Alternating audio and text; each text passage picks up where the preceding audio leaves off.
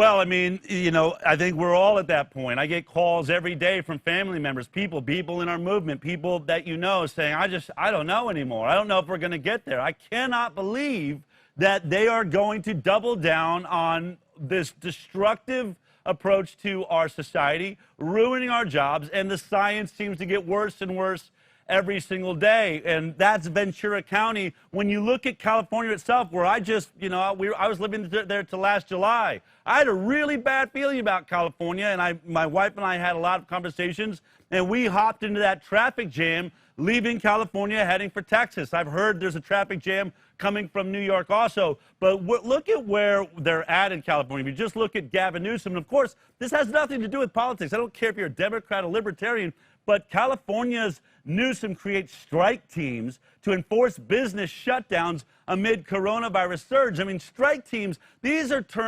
military terms for being able to drop in and wipe out, terrorist bodies, and now they're speaking of their own citizens in California like this. Here's, I believe this was a tweet or a Facebook post that went out from Gavin Newsom talking about this strike force. Establishment of enforcement strike teams. California will enforce public health orders with multi-agency strike teams. Teams will target non-compliant workplaces. Strike teams include ABC, whatever. You see it. You get the idea. He's really big on these strike forces. And what happens if you speak out against this? What happens, let's just say you're a politician, and maybe you're even in the same party as Gavin Newsom, and you're sitting there thinking, this is not what I signed up for. I do not agree with this guy. I do not think this is how we should be treating our citizens. Well, that's exactly what the mayor of Nevada City did. She came out and said, I don't agree with this. Mayor Reinette Senum came out in Nevada City. Look at what she posted. This is brilliant. As you go about your day-to-day, no, there is no law that orders you to wear a mask. Our governor does not have the unilateral power to make such orders. While I know the headlines over the last couple of days have stated something entirely different, that is because journalism is dead. I would agree with you there. Again, there's no law that states you must wear a mask. Ask our local police chief or officers. They will not and cannot cite anybody for not wearing a mask because the law does not exist. When you come across Newsom's orders online, you will see it's linked to a page that does not lead you to his executive order, but to the California Department of Health guidelines. Again, nobody can be forced to wear a mask outside, in a business, or as an employee or customer. Spread the word. California Department of Public Health guidance, not public health orders. Really brave statements, brilliant and true. You would think that, in a modern world, people say thank you for standing up for human rights, but look at the headlines that busted loose once the mayor said those things. Nevada City mayor faces backlash after criticism of statewide mask orders and then Northern California mayor lashes out at Newsom's mask order. There is no law. The Sacramento Bee, mayor of Nevada City in Northern California, lashes out at face coverings rule. And that was the last one. Well, look, I am happy to report that the mayor of Nevada City, Reinette Senum, I believe is how you say it, is joining me right now.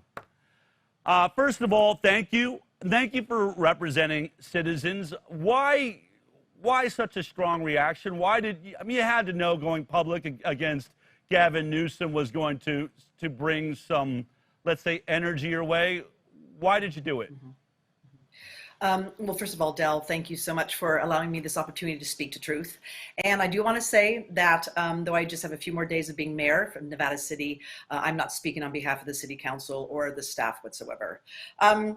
So why did I make that Facebook post? For many, many weeks now, I have been asking our county officials, Dr. Cutler, our director of the public health department, about what's the end goal here? What's the measurement? Are we doing a cost-benefit analysis? Over and over again, I have been told that's really impossible to do things like that. It'll take us years before we can actually see the damage that's going to be done from this lockdown. And that wasn't a very good answer for me. And to be honest, when this first happened, I was actually early side of being aware of what COVID was in January. And I started to warn our city council, I started to warn our city staff, and even the county saying incoming, incoming.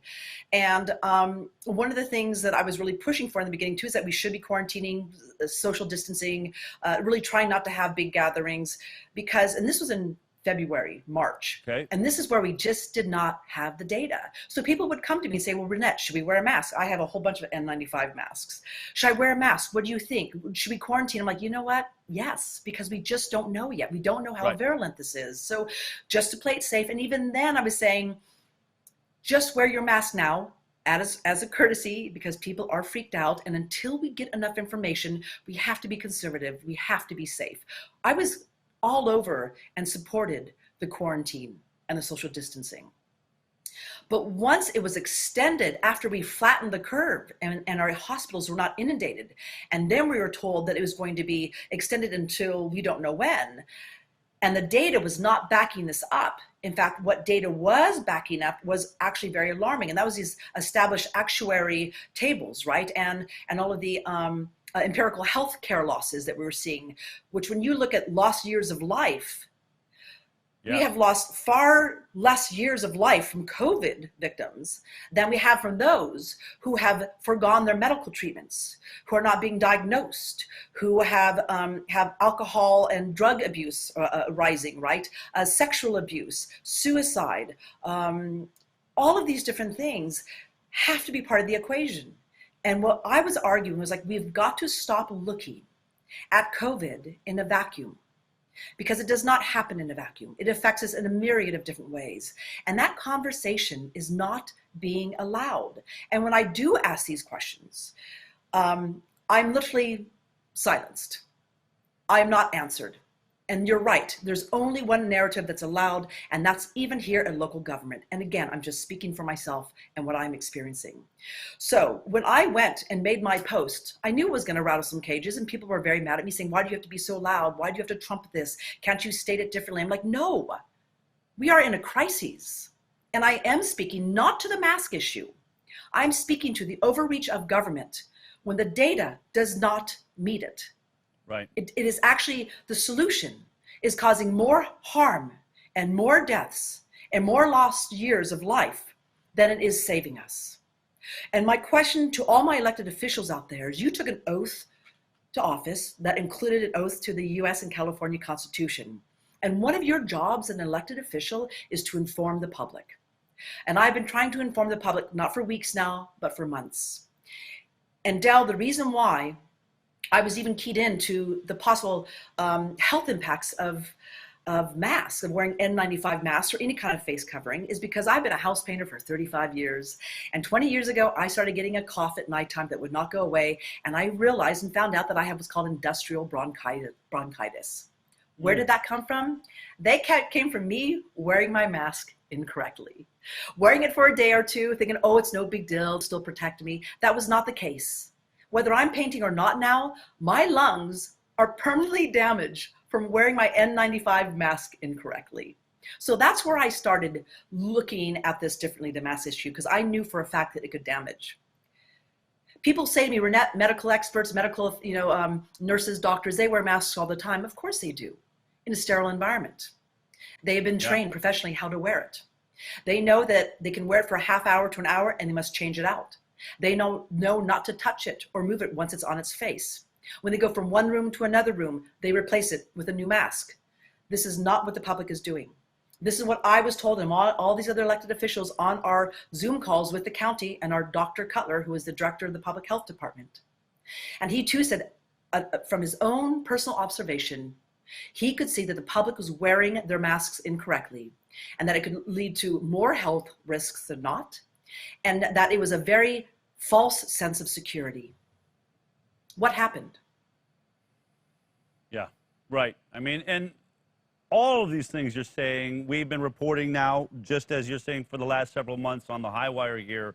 And I think as I'm sitting here listening to you, I'm asking what I think everyone in our audience, millions around the world, are asking is, why are there so few of you? Why are there so few people in government that are capable, as John Ziegler said, Can you do math? Are you incapable of doing simple math? Will you just please do the simple math?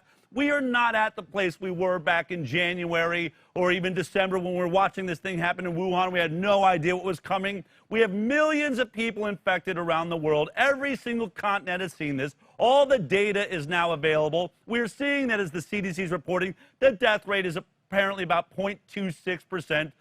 Mostly in those that are, older and have other comorbidities. And yet we are destroying our economies. What are the health consequences of children walking around in masks and babies? And I'm going to talk about that later in our show. But, for those of us that aren't in government, and I've talked to a lot of politicians over the last several years, and it took a while to recognize government's actually just regular people that had regular jobs, painted houses, or were bankers or real estate agents that get into government. I think we kind of think, oh, they're just this special brand of human being that, we're just smarter than everyone else. But what is it, and especially in California, what is it with the government there that so few politicians can look at the obvious science and the obvious math and the obvious destruction that killing your economy, killing jobs, destroying people's ability to, thrive and make money, shutting, and as you point, let's just leave the financial issue out, as though Democrats, I guess, don't care about finances. I'm a lifelong Democrat, was anyway. By the way, I do think finance matters. But shutting, nurses being furloughed, doctors not in hospitals, no oncologists available, no nephrologists. I mean, why are you the only one? I think people are afraid for their lives. I've been speaking out, and I've absolutely 100% been vilified. This is my hometown. I've lived here since I was 4 years old. And I started to invest myself in this community because I believed in the people. I knew that we were going to be having rough times in the future. And if there's anything I was going to invest in, it was the people of this community. And I've been asking myself that exact same question. What happened here? Because from what I can tell, we are in an existential crisis. We have lost all forms of what to believe in. And from what I can observe, we went into our homes in quarantine. We were then subjected to what I call fear porn 24/7 that did a number on us. And when I saw people walk outside of their homes, you know what I saw? It was equivalent to what I saw when I went to Hurricane Katrina after the hurricane and did a mucking out homes, rebuilding, animal rescue. I saw people in a state of shock, PTSD. We have actually been traumatized. We don't know what our future holds for us. The world is no longer the same. We do not feel safe. We have no confidence in the economy, opening up businesses, investing in businesses. We are literally traumatized. And there's two things people are doing. They are either doing fight or flight. They're going into the fetal position and going undercover, or they're fighting for their lives. But part of the problem here is people are fighting for their lives with a lot of disinformation that has been sent their way in their homes for weeks and weeks at a time. And when you look psychologically at what's happening, it is actually considered a crime to actually put somebody into solitary confinement for more than 22 hours a day, 15 days a week, or 15 days in a row. 22 hours a day, 15 days in a row. Think of how many people are still to this day locked in their homes. Wow. And all they're doing is hearing 24/7, be afraid, be afraid, be afraid. The news that I have been trying to share to my community for weeks and weeks now is, you guys, we are so lucky. It is not what we thought it was when it was coming out of Wuhan, which was, and this from Johns Hopkins University, that it was the number of infected was doubling every 5 to 6.4 days. When I originally signed our declaration, our disaster declaration in Nevada City, it was under that idea and belief, because those are the models, those were the predictions, that it was doubling every 5 to 6.4 days. Thank God that didn't happen. If it had, that means the whole entire planet would have been infected by the end of April. What did happen? What did happen in Nevada City? What is the death rate there? How many people have died there? I mean, are you obviously you're being accused of being reckless for your statements. You've been in charge there. So what are the numbers coming out of Nevada City? Well, first of all, Nevada County itself is interesting. We're a very long county, and on the other side of the county, you actually have to go over the Sierra Range, the Sierra Mountain Range. Okay. And so over there, they have had one death. Okay. They've had one death, and that was, I believe, an 80-year-old who was battling cancer. I also have to tell you, they had one 14-year-old commit suicide as well. So when you look at lost years of life, we're in the red, we're in the negative. We have a young 14-year-old who probably lost about 70 years on her life versus an 80-some-year-old who probably lost a couple years of their life. And so again, why aren't we weighing that? But here we are on the other side of a range. We have one death. And this community, we are a community of activists. That's why I've invested myself in this town, is because I believe in us. When we are impassioned, we can move mountains. And so I've always been investing in ourselves. And when we were told to lock down and quarantine, we were on it. We did it happily. We did it beautifully. We were all in concert that everything got so quiet in town. You didn't hear traffic any longer. People were walking around, you know, visiting people throughout the town, saying hello. And it was actually a wonderful, quiet, peaceful moment in time. And we did it. We flattened that curve. But then there was this extended lockdown, and the data did not back it up, and nobody was speaking up.